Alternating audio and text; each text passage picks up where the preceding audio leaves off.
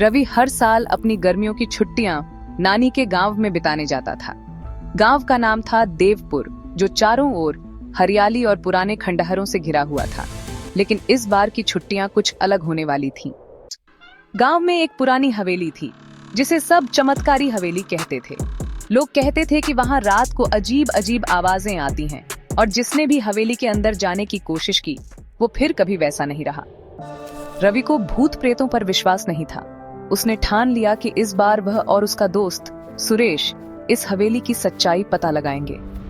एक रात दोनों टॉर्च और लाठी लेकर हवेली की ओर चल पड़े।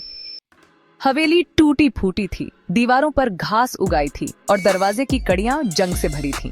जैसे ही उन्होंने दरवाजा खोला, एक जोर की हवा चली और दरवाजा खुद ब खुद खुल गया। अंदर का माहौल ठंडा और अजीब था। सुरेश थोड़ा डर रहा था, लेकिन रवि ने उसका हाथ पकड़ लिया। अंदर घुसते ही उन्हें लगा कि कोई परछाई उनके पीछे से गुजरी। कौन है? कोई जवाब नहीं आया। अचानक एक कमरा दिखा, जिसके अंदर हल्की रोशनी झलक रही थी। दोनों ने धीरे धीरे कदम बढ़ाए और जैसे ही कमरे में घुसे, उनकी आंखें फटी रह गईं।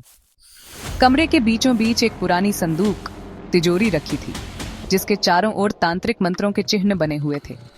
ऐसा लग रहा था जैसे कोई इसे छूने से रोक रहा हो।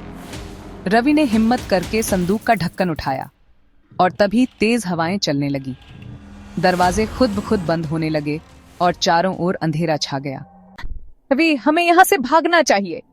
पर रवि को संदूक में कुछ दिखा, एक पुराना पत्र और सोने की मूर्ति। उसने झट से पत्र उठा लिया और दोनों हवेली से बाहर की ओर भागे।